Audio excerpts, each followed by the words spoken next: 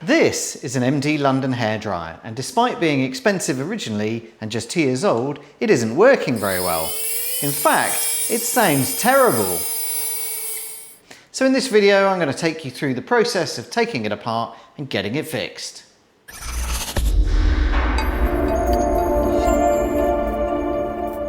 The first thing to do then before working on anything electrical is always make sure it's unplugged, which I've done. And the second thing to note here is that we've got 3 screws that hold the case together. We've got one here, we've got one here, and we've got one down here.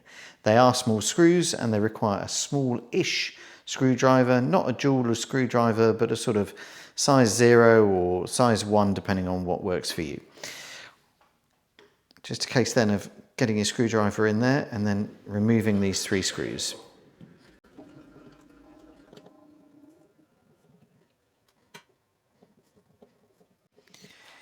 With those 3 screws removed, the next thing we need to do is access the screws at the back. So remove your filter like that. And then we've got 2 slightly smaller screws here. In my case, my screwdriver, I'm confident will work. Yep. So just run these ones out as well. So these are very tiny. That done, we then also have to remove this nozzle at the front, which, if I remember correctly, you just give it a big pull. It's a bit stiff. There we go. It's got a catching or a tab that holds it in there, and I'm assuming on the other side, yep. So that's what you're trying to overcome.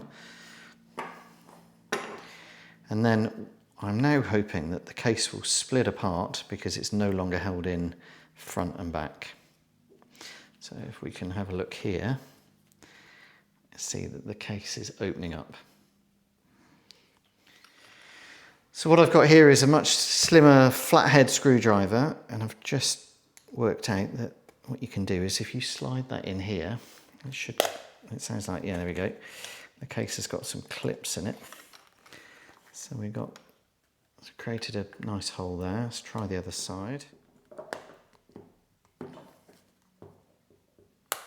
There we go. So some clips definitely happening inside.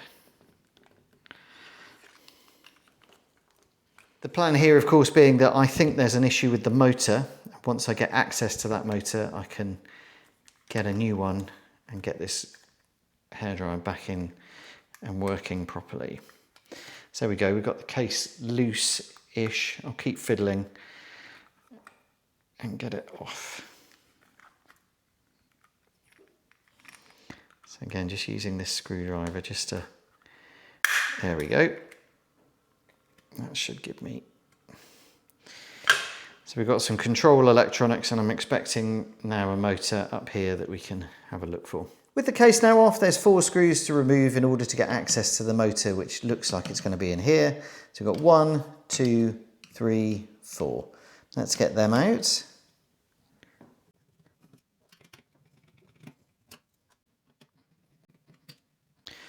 Those screws removed. That one is loose, but it can't come out for some reason. I can now get this to come out.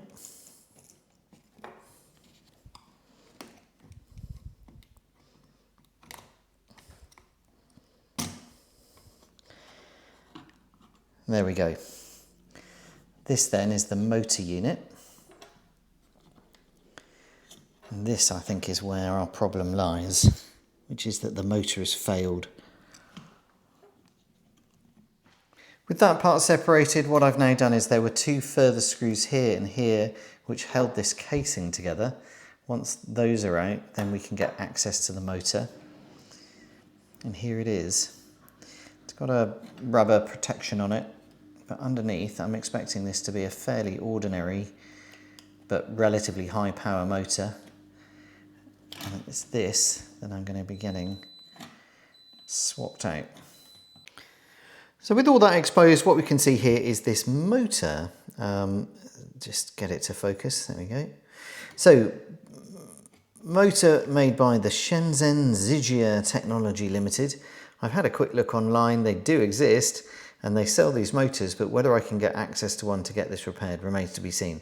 Let's do a bit more research and see how we get on. So it's 2 weeks later, and after looking around on the internet, unfortunately I haven't been able to find a decent source for the motor to go in this MD London hairdryer. I did get to the manufacturer's site, and you can buy the module with the circuit board in there, but there's a minimum order quantity, and I just don't have it in me to go and buy 10 or 20 or whatever that is, get them shipped over from China to fix this one device. I was really hoping that I'd get on eBay, be able to find a motor and just be able to buy singles. It is a real shame though, because unfortunately my only option has been to advertise this on eBay. I've been able to find the box with all the accessories, and unfortunately it's gone and sold today for just £6 as a broken hairdryer. And so we've gone from a situation where we had a £200 hairdryer 2 years ago to now being worth effectively buttons because it's broken and I can't replace that motor. I kind of think this is scandalous really, that something as expensive and as premium as this can't be repaired. There is no capability to repair it.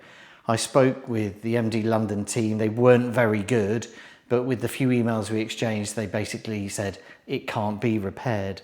So we're in this ridiculous situation where an expensive device is now effectively worthless. So I'm really sorry, this video isn't going to be one of those super satisfying videos where somebody like me, who's an everyday kind of guy, gets to fix something for cheaps. It is one of those videos where it just hasn't happened that way. However, if you are prepared to contact the manufacturer who makes these motors and modules and import whatever their minimum order quantity is, 10 or 20, then I'm confident it's a super simple fix. And I hope that the early part of this video showing you how to get into the inside of this hairdryer will be useful if you head down that route and you want to get yours fixed or fix it yourself. So if it has been useful, let me know. To everyone else who was expecting a satisfying video of a simple fix, apologies, but do send me a like, send me a comment, and at least I can say I tried. Thanks and goodbye.